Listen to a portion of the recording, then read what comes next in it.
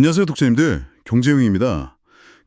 만약 독자님들이 동네에서 제일 잘 나가는 식당 사장님이라고 한번 생각해 보시죠. 네, 식당 사장님이요. 그런데 어느 날 갑자기 정부에서 오늘부터 사장님이 제일 많이 파는 그 시그니처 메뉴 팔 때마다 전부 식당의 빚으로 계산하겠습니다. 이렇게 통보를 하는 거예요. 와, 그러면 당장 메뉴판부터 다 뜯어 고쳐야겠는데요? 그렇죠. 사실 오늘이 2026년 3월 26일인데요. 지금 대한민국 금융권이 딱 이런 비상 상황입니다. 맞습니다. 요동치는 거시경제 속에서 살아남기 위해서 기존의 성공 방정식을 모조리 폐기하고 있는 아주 치열한 생존 전쟁이 벌어지고 있죠. 네네. 그래서 오늘은 서울경제신문 금융면 기사들을 통해서 이 치열한 변화의 현장을 깊숙이 파헤쳐보겠습니다. 좋습니다. 기자님, 오늘 다룰 기사들을 쭉 보니까요. 은행, 우체국, 보험사, 카드사 할 것 없이 정말 피 튀기는 체질 개선을 하고 있더라고요. 네, 겉으로는 다들 정장 입고 되게 평온하게 일하는 것 같잖아요. 그렇죠. 은행원분들 엄청 깔끔하시니까요. 그런데 지금 금융권 내부 시스템은 사실상 전시 상태나 다름없습니다. 글로벌 경제 불확실성이 워낙 크다 보니까 단순히 비용을 좀 줄이자 이런 수준이 아니에요. 그 정도가 아닌가요? 네, 회사가 돈을 벌고 소통하는 그 근본적인 원리 자체를 아예 뒤엎고 있는 거거든요. 서울경제신문 기사들을 보면 그 절박함이 그대로 묻어납니다. 그 절박함이 제일 먼저 엿보이는 곳이 바로 신한은행 기사였어요. 아, 문서 다이어트 말씀하시는 거죠? 네네, 맞아요. 정상학 행장 지시로 본부 보고서를 무조건 2쪽 이내로 줄이고 단순 정보는 막 구두나 이메일로만 전달하라고 대대적인 개편에 돌입했다고 하더라고요. 굉장히 파격적인 조치죠. 근데 기자님, 제가 약간 삐딱하게 좀 보자면요. 이게 마치 아침에 빨리 출근하려고 옷장 다이어트 하는 거랑 비슷한 느낌이거든요. 옷장 다이어트요? 재미있는 비유네요. 아니, 수백억, 수천억이 오가는 되게 보수적인 은행권이잖아요. 근데 보고서 분량에 달랑 2장으로 줄인다는 게 실제 실행력으로 직결될까? 오히려 중요한 데이터 놓치는 거 아닐까 싶거든요. 그게 아주 예리한 지적이신데요. 사실 은행권이 타파하려는 가장 큰 리스크가 바로 그 두꺼운 보고서입니다. 그래요? 촘촘한 기획서가 오히려 리스크라고요? 네, 방금 데이터 놓칠까 봐 두렵다고 하셨잖아요. 과거에는 바로 그 두려움 때문에 실무자들이 온갖 면피용 시나리오나 미사역으로 보고서를 꽉꽉 채웠거든요. 책임을 피하려고 두껍게 만드는 거군요. 맞아요.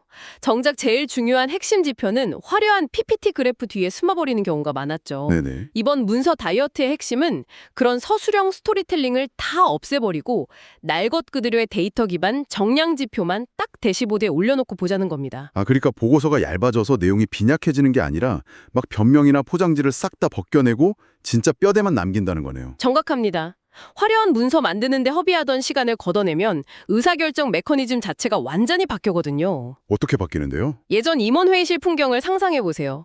실무자가 50장짜리 보고서를 줄줄 읽어내려가는 일종의 낭독회였단 말이죠. 맞아요. 듣다 보면 졸리고 막 그렇잖아요. 근데 이제는 2장짜리 핵심 데이터만 딱 띄워놓고 이 수치 왜 떨어졌나? 내일 당장 어떻게 복구할 건가? 이걸 즉각적으로 토론하는 실행의 장이 되는 겁니다. 회의가 진짜 핵심 사업 모니터링 자리로 바뀌는 거군요. 그렇죠. 지금 실물 경제 변동성이 너무 심하니까 고객한테 필요한 금융 서비스를 제때 공급하려면 이 정도 의사결정 속도 없이는 못 살아남는다고 판단한 거죠. 네네, 이해가 쏙쏙 되네요.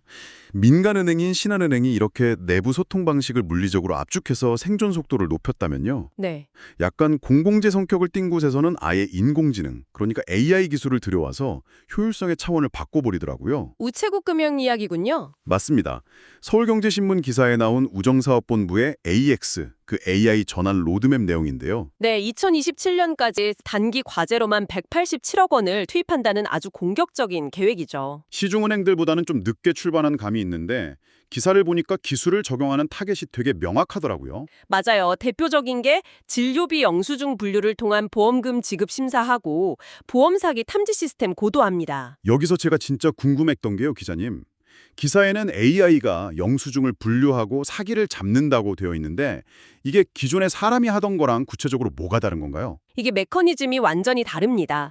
사람이 심사할 때는 모니터에 뜬 수많은 진료비 영수증 텍스트를 눈으로 직접 다 읽어야 하잖아요. 그렇죠. 급여 항목인지 비급여인지 다 대조해야 하고요. 네, 하루 종일 숫자만 들여다보면 피로도가 엄청 쌓이고 미세한 패턴을 놓치기가 되게 쉽습니다. 사람이다 보니까 실수를 할 수밖에 없겠네요. 반면에 AI는 AI는 단순히 글자를 읽는 수준이 아닙니다. 수백만 건의 과거 청구 데이터하고 실시간으로 교차 검증을 해버려요. 와, 수백만 건을 실시간으로요?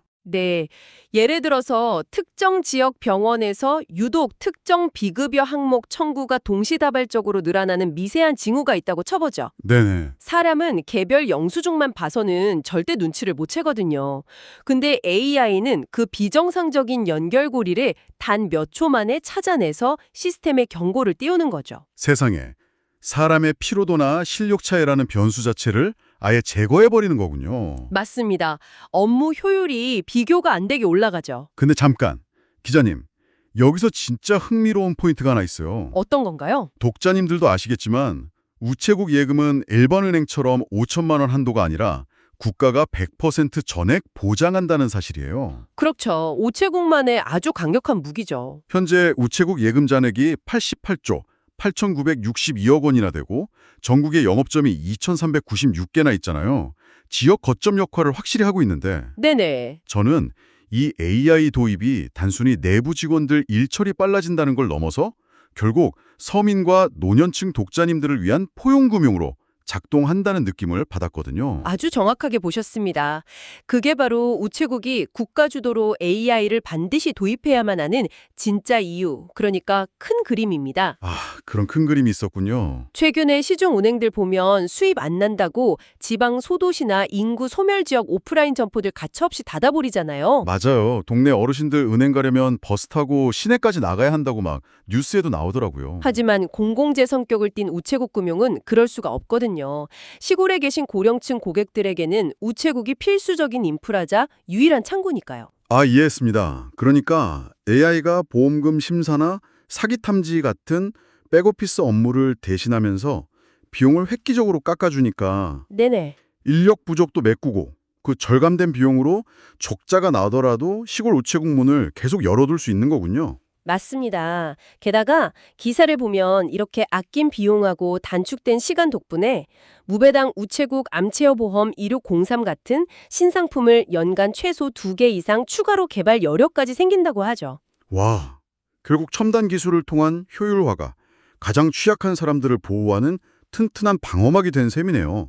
진짜 멋진데요? 네, 신한은행이 소통 방식을 바꿔서 생존 속도를 높였다면 우체국은 기술로 서비스 속도와 질을 높이고 있는 겁니다. 네. 그런데 화제를 조금 돌려볼까요? 업무 방식이나 기술 도입에 이어서 이번에는 제도 변화에 맞춰서 아예 팔아야 할 상품의 체질을 뜯어고친 곳도 있습니다. 세 번째 기사에 나온 한화생명 이야기군요. 맞습니다.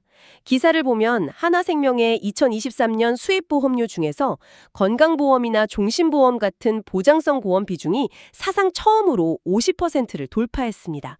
금액으로 치면 10조 869억 원이나 되고요. 반대로 저축성 보험은 25%로 뚝 떨어졌다고 나오더라고요. 네, 그게 다 IFRS 17, 즉 새 회계 기준 도입 때문입니다. 아니 근데 솔직히 독자님들도 공감하시겠지만 IFRS 17이니 CSM이니 이런 용어들 너무 어렵거든요. 좀 낯설긴 하죠. 도대체 장부 계산법이 어떻게 바뀌었길래 보험사들이 갑자기 저축성 보험을 찬밥 신세로 만든 건가요? 아주 직관적으로 설명해 드릴게요. 아까 식단 이야기 하셨으니까 저축성 보험을 식재료 가격이 널뛰는 메뉴라고 생각해 보세요. 네네. 독자님들이 저축성 보험에 가입하면 보험사 입장에서는 나중에 원금의 이자까지 두둑하게 얹어서 무조건 돌려줘야 하는 거대한 부채 덩어리를 안게 되는 겁니다.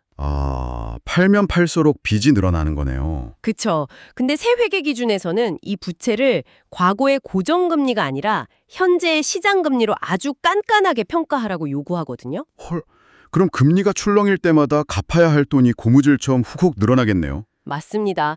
금리 변동성에 그대로 노출되는 거죠. 반면에 보장성 보험은 다릅니다. 건강보험이나 암보험 같은 거 말씀이시죠? 네, 얘네들은 이자율 영향을 덜 받는 대신에 통계적인 위험률에 기반하거든요. 수만 명 가입자 중에 몇 명한테 보험금이 나갈지 어느 정도 예측이 가능하죠. 확률 계산이 선다는 거군요. 네, 그래서 세회계 기준은 이렇게 미래에 안정적으로 벌어들일 이익을 CSM, 즉 보험계약 마진이라는 지표로 장부에 미리 인식할 수 있게 해줍니다. 아하, 이제 완벽히 이해했어요. 식당으로 치면 저축성 보험은 원가가 널뛰게 해서 언제 적자 날지 모르는 메뉴니까 빼버리고, 네네. 보장성 보험은 원가가 고정돼서 이윤이 크게 남는 시그니처 메뉴니까 여기에 영업망을 총동원해서 올인한 셈이네요. 하나생명도 법인보험 대리점, 그러니까 GA 채널의 영업을 집중했다고 했고요. 비유가 아주 찰떡이에요. 딱 그 상황입니다. 근데 기자님, 독자님들 입장에선 이런 쏠림 현상이 마냥 좋은 건가요? 기업이 단기적으로 이익지표 예쁘게 만들려고 특정 상품 하나에만 쏠리는 거, 이거 부작용은 없을까요? 그게 바로 보험연구원 같은 전문가들이 굉장히 냉철하게 지적하는 취약점입니다. 역시 문제가 있군요. 당장 CSM 지표가 좋아 보이니까 훌륭한 전략 같죠. 하지만 모든 보험사가 다 보장성 보험만 팔려고 달려들면 어떻게 될까요? 글쎄요, 경쟁이 엄청 치열해지겠죠? 네. 거기다 만약 향후 거시경제가 흔들려서 사람들이 당장 현금이 부족해 보험부터 막 해약하기 시작하거나 경기 침체 오면 보험부터 깨잖아요. 그렇죠. 아니면 예상치 못한 의료 환경 변화로 보험금 청구가 갑자기 폭증해버리면 위험을 분산할 완충지대가 없어서 그대로 직격탄을 맞게 됩니다. 부메랑이 되어서 돌아오는 거죠. 와, 리스크를 관리해야 할 금융사가 오히려 제도의 빈틈을 파고들다가 스스로의 취약점을 키우고 있다는 거네요. 맞습니다. 단기 이익에 취해서 장기적인 안정성을 놓칠 수 있다는 경고인 거죠. 정말 요동치는 거시경제의 위력이 무섭네요. 그런데 기사님, 아까 말씀하신 그 거시경제의 위험성이 지금 당장 아주 피부에 와닿게 현실화되고 있는 이슈가 또 하나 기사에 있었어요. 아, 카드채 금리 급등 기사 말씀이시군요. 네네. 이거 진짜 무서운 나비 효과던데요. 기사 보니까 이스라엘, 이란 공습 같은 중동 사태 여파로 3년 만기 2A 플러스 등급 카드채 금리가 2년 2개월 만에 처음으로 4%를 돌파했다고 나오더라고요. 3월 24일 기준으로 4.08% 찍었대요. 수치가 엄청나게 뛰었죠. 아니 근데 솔직히 중동에서 싸우는 거랑 우리 동네 독자님들 지갑이랑 무슨 인과관계가 있나 싶었거든요. 그게 아주 직접적으로 연결이 되어 있습니다. 카드사의 구조적인 특징을 아셔야 하는데요. 어떤 특징이요? 은행은 독자님들이 매달 월급 통장에 꽂아주는 예적금이라는 든든한 저수지가 있잖아요. 네네. 돈을 쌓아두고 장사하죠? 근데 카드사는 그런 수신 기능이 전혀 없어요. 돈을 빌려주려면 무조건 채권 시장 이런 상수도관에 파이프를 꽂고 외부에서 본을 사와야만 합니다. 자기 돈이 아니라 다 빌려와서 빌려주는 거군요. 맞아요. 그런데 지금 중동의 지정학적 리스크가 터지니까 글로벌 물가랑 환율이 막 요동치잖아요. 네네. 채권 투자자들이 불안하니까 이자 팍팍 안 쳐주면 돈 안 빌려준다고 버티는 겁니다. 그 결과 카드사가 돈을 떼어오는 도매 가격, 즉 조달 비용이 순식간에 4% 위로 치솟은 거죠. 상수도가 물값이 폭등한 거네요. 그렇죠. 그럼 파드사 입장에서는 이자 듬뿍 주고 비싸게 돈을 구해왔으니까 수익성 악화 막으려면 아무한테나 막 대출을 내줄 수가 없겠네요. 당연하죠. 당장 대출 문턱부터 엄청나게 높이게 됩니다. 떼일 위험이 있는 중저신용자들은 아예 차단해버리고 돈 확실하게 갚을 우량차주, 고신용자들한테만 돈을 빌려주는 쪽으로 가겠네요. 정확합니다. 그래서 오히려 카드론 평균 금리는 소폭 낮아진 것처럼 보이는 착시 현상까지 생겨요. 금리 높은 중저신용자들을 아예 통계에서 배제해버렸으니까요. 와, 이게 진짜 서늘한 이야기네요.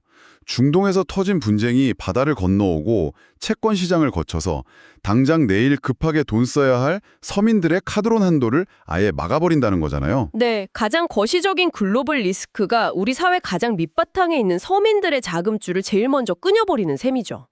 지금까지 급변하는 금융권의 생존 전략과 거시경제 리스크 주제에 대해 다뤘습니다. 다음에도 빠른 소식으로 찾아뵙겠습니다. 지금까지 서울경제신문 경제용이었습니다. 감사합니다.